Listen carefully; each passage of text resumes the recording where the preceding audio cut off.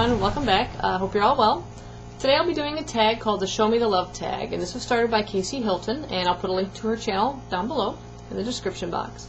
And K.C. tagged me for it, and the purpose of this tag is to share the books that have romance in them that you enjoyed, the couples that you enjoyed. The only problem I have with this is I don't read romance books.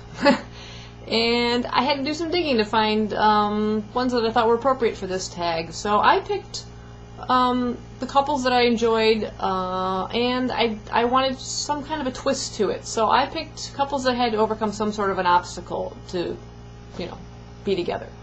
And I've got about 8 books here for you. The first one's kind of just a fairly normal one. They get progressively stranger.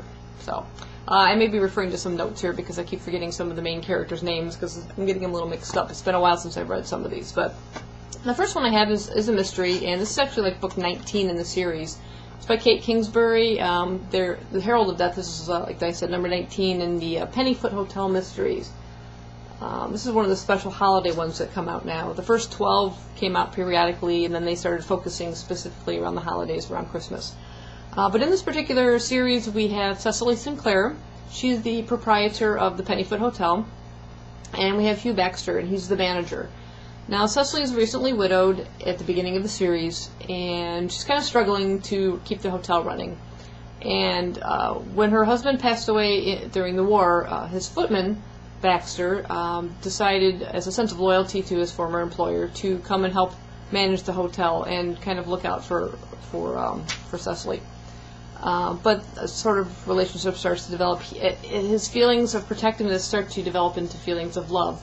She's also becoming attracted to him as well throughout the first couple of stories, and that tension between, he sees it's almost improper for him to be, falling in love with his employer rather, and again, her kind of out of sense of loyalty for her late husband is also struggling with it. But I love the way it was handled in the story. It was very, very touching and very moving, and I really like the characters of it. So I definitely recommend this series. If you can find the first book, it's A Room with a Clue. They're a little hard to track down. I think you have to kind of find them in a used bookshop. I don't have any of the earlier ones, unfortunately. I've given them away or whatever, and so yeah, so there's one more after this that has just come out this year, which I'm going to be buying soon, but this is the last one that came out last year in 2011. The next book I have is The Fault in Our Stars by John Green, and in this one we have Hazel and Augustus Waters. Major obstacles. They're both suffering from a terminal cancer, different types of cancer, and they meet at a cancer support group. And this is a very moving book. They're going through so much in their personal lives, and I like the way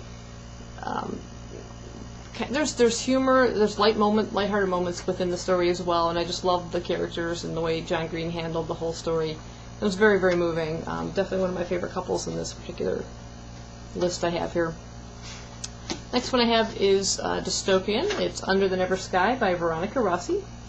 And this one we have Aria and Perry. And the two main characters here come from totally different parts of society.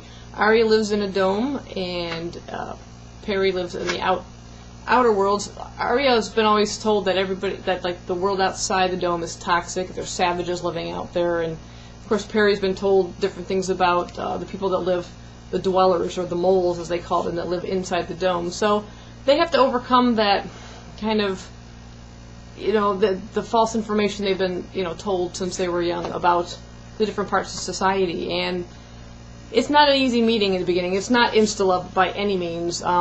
There's definite hatred between them in the beginning, and misunderstandings and stuff. So they go through quite a bit before they're able to come together in the story. And I really like the way the author handled it. The next book is Glitch by Heather Anastasio. And we have Zoe and Adrian in this particular story. And this is a dystopian book. In this society, the people have a little chip implanted in the back of them. And what the chip does is suppress all emotions. So, major obstacle here is trying to overcome that. Luckily, with Zoe and also Adrian, their chips glitch, which means there are periods of time when it fails to work properly, and they experience a sense of freedom like they've never had before. And when the two meet, they start to experience different feelings they don't really know what it is at first. but slowly start to fall in love. And I just really love the way the character, I love the characters and the way the author handled that particular problem. But of course, trying to find a way to continue their relationship is to try and escape. So it's really, really, really good series, or good book. I think there's another book coming out in this series. The next one I have is Delirium by Lauren Oliver, and we have Lena and Alex in this book. And again, it's another dystopian. In this particular book, love is a disease. Major obstacle. When the people reach a certain age, they undergo a procedure that blocks any feelings of this particular emotion. And so this is really, really interesting. She's a little, Zoe's a little fearful of, this emotion because her mother, went through quite a hard time.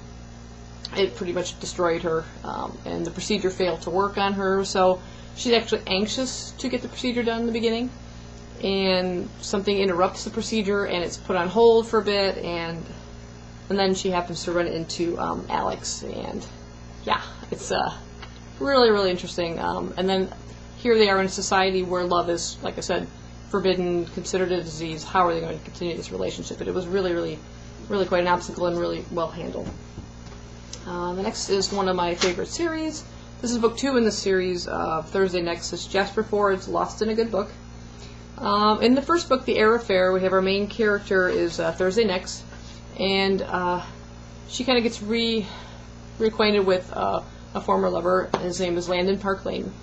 And at the end of that, the conclusion of that book, the two do get married. And in this book, her husband gets eradicated.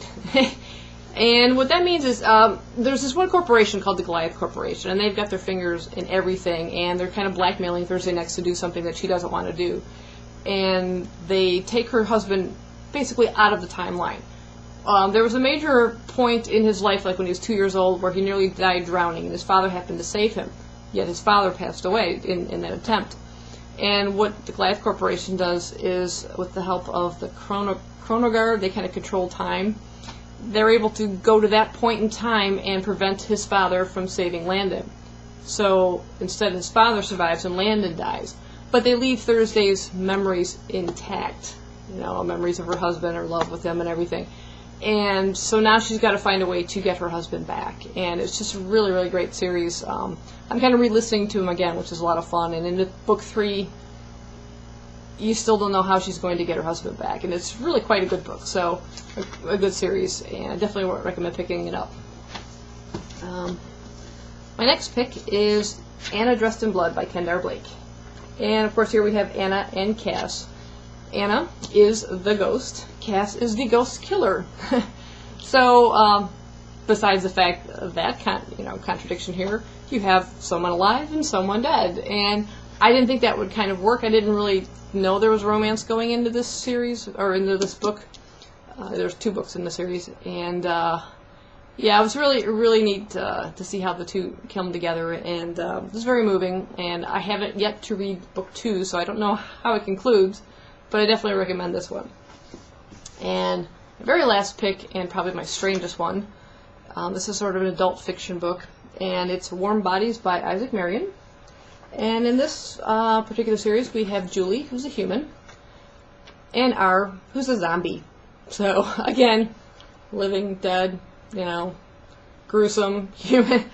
But R is not quite your typical zombie.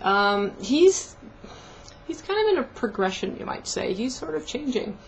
And during one kind of like attack, where they're out looking for food, he happens to, it's kind of gruesome, but he happens to eat the brains of this one young man who happens to be Julie's boyfriend. And he instantly gets these flashes of feelings and memories that he has for Julie. And then he sees Julie at his feet and has this instant need to protect her. And through the course of the book, he's sort of looking out for her and protecting her from the other zombies. And he gets more and more of these images and memories that the boyfriend had for her, and he starts to experience these emotions. I think that besides those obstacles alone, there's a part in here where he actually risks his very existence by trying to follow her into where the humans are kind of holed up in this humongous stadium. They're surrounded by guards and stuff for their protection, and he sneaks in pretending to be human. And yeah, so that's definitely passionate, true passion. It's like I said, it's a quite different story, and it's interesting how Julie starts to feel towards R as well. And you have to read it to kind of believe it, I guess, is the best way to describe it. But I definitely recommend picking this one up. And that's all I have for you. Those are my romance couples with obstacles to overcome. And yeah, like I said, I hope you enjoyed it. And if you feel like doing this tag, please link a video response to Casey's channel, and just put a comment down below to let me know you've done it, and I'll go watch it. Thanks for watching. Bye-bye.